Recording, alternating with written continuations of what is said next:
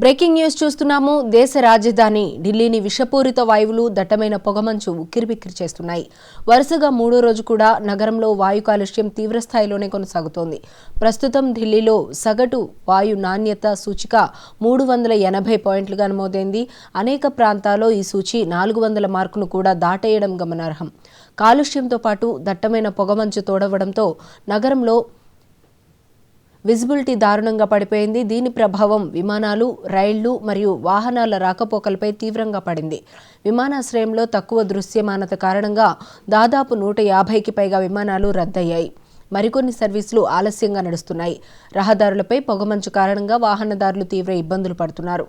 భారత వాతావరణ శాఖ ఇప్పటికే నగరానికి ఆరెంజ్ అలర్ట్ జారీ చేస్తూ రానున్న మరికొన్ని గంటల పాటు ఇదే పరిస్థితి కొనసాగవచ్చని హెచ్చరించింది.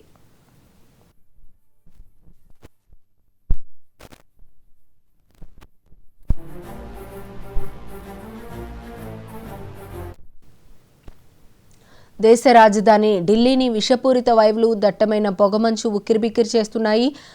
రాకపోకలకు చాలా ఇబ్బందులు ఏర్పడుతున్న పరిస్థితులు నెలకొన్నాయి. ఇక ఇదే అంశానికి సంబంధించి మరింత సమాచారం మా ఢిల్లీ బ్యూరో చీఫ్ శిరీష్ అందిస్తారు. శిరీష్, చెప్పండి.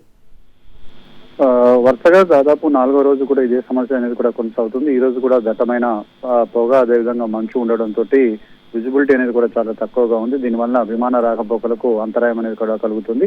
అయితే విమానాలు రద్దు కాకపోయినప్పటికీ కూడా ఆలస్యంగా నడుస్తున్న పరిస్థితి.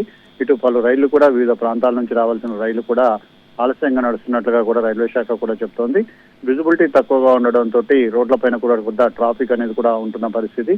అయితే దట్టమైన పొగమంచు కారణంగా ఇటు వాయు కాలుష్యం అనేది కూడా ఎక్కువ కావడంతో ప్రజారోగ్యానికి తీవ్ర ఇబ్బందులు అనేవి కూడా కలుగుతున్నాయి. అయితే ఉత్తర భారతదేశంలో రానున్న రోజుల్లో, వారం రోజుల్లో కూడా ఈ తీవ్రత అనేది కూడా మరింత పెరిగే అవకాశం ఉందని చెప్పేసి కూడా వాతావరణ శాఖ చెప్తోంది. దానికి తగ్గట్లుగా ప్రజలు తగు జాగ్రత్త చర్యలు తీసుకోవాలని చెప్పేసి కూడా ఆరోగ్య నిపుణులు కూడా సూచిస్తున్నారు. ఢిల్లీలో వాయు కాలుష్యాన్ని తగ్గించేందుకు రాష్ట్ర ప్రభుత్వం కూడా పలు చర్యలు చేపట్టడం కూడా జరుగుతుంది. Okay, right. Thank you Sirish.